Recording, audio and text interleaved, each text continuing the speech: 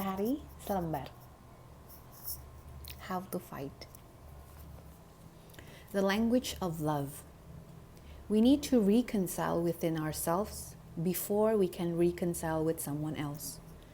We recognize and embrace all our feelings and emotions. We see that the cause of our suffering lies within us and not in the other person. They have only touched the seat of suffering already inside us.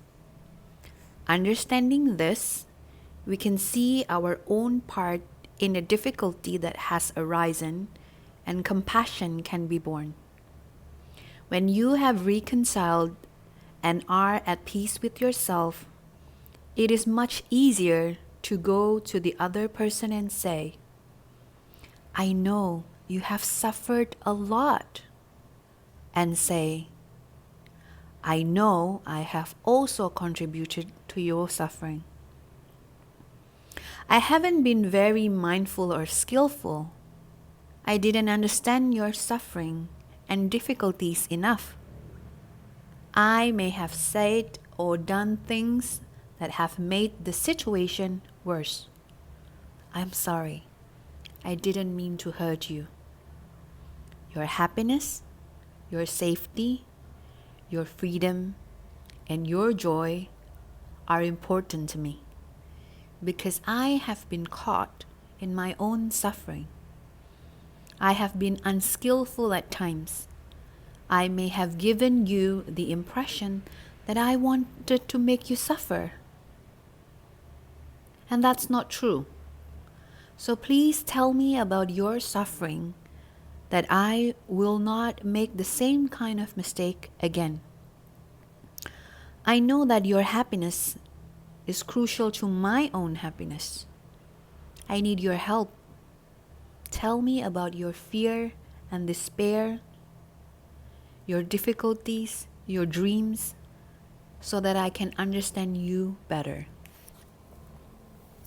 Ketika aku ngebaca ini, aku jadi kepikiran relate sama orang tua yang kesulitan banget untuk menghadapi anak-anaknya yang lagi tantrum.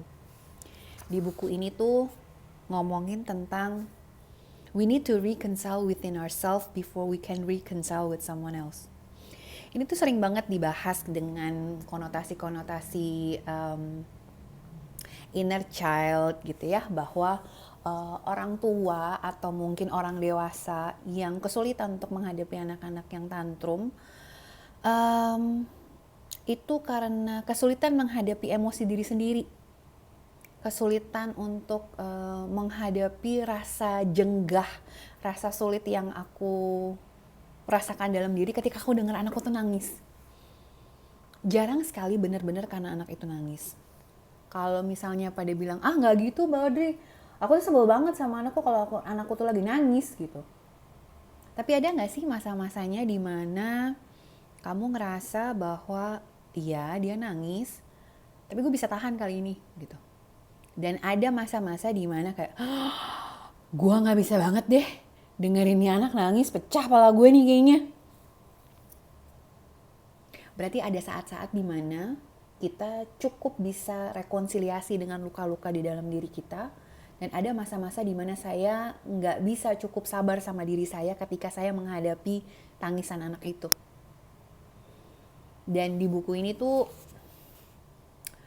ngomongin tentang ketika kita udah bisa berrekonsiliasi dan berdamai dengan diri kita sendiri, jadi lebih gampang, atau bahasa saya jadi lebih simple atau lebih memungkinkan atau jadi lebih mampu kalau sudah berdamai dengan diri sendiri untuk bisa berdamai dengan anak yang lagi kesulitan menghadapi emosi. Karena ketika kita ngerasa bahwa kita tuh lagi suffer banget denger dia kayak gitu, denger dia lagi nangis, tapi kadang-kadang kita lupa gitu, anak yang lagi nangis di depan itu tuh juga lagi suffer banget. Dia suffer, dia gak tahu apa yang dia hadapi, dia suffer, dia gak tahu apa yang dia alamin, dia gak tahu respon tubuhnya nih apaan nih, emosi macam apa nih. Kadang-kadang kita yang dewasa juga ngerasa, kok gue kesel banget ya, kok gue sebel banget ya sama dia gitu.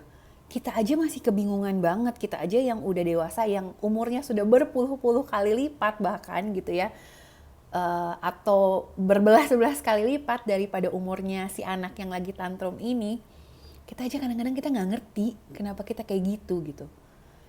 Ketika kita suffer, ngelihat anak tantrum, mungkin akan jadi lebih mudah kali ya, kalau kita juga ngelihat bahwa tuh bocah kecil, itu mini-me depan gue, dia juga lagi suffering. Gue juga lagi suffer, dia juga lagi suffer. Dan ketika teman-teman mau ngeliat, ketika kamu mau mencoba melihat, dia tuh lagi suffer banget ya. Aku mau dong coba ngerti, apa sih yang bikin kamu suffer? Itu adalah hal simple tentang validasi emosi. Aku mau tahu dong apa sih yang bikin kamu suffer, apa sih yang bikin kamu cemas, apa sih yang bikin kamu sedih. Segitunya, nangisnya sampai begitunya, jeritnya sampai begitunya. Bantu aku yuk untuk ngerti apa sih suffer kamu, apa sih suffer kamu di sana, sampai kamu bisa teriak-teriak dan nangis gitu. Aku mau ngerti, aku mau bantu kamu untuk ngelewatin suffer itu. Semoga membantu. Sampai ketemu di selebar sehari lainnya.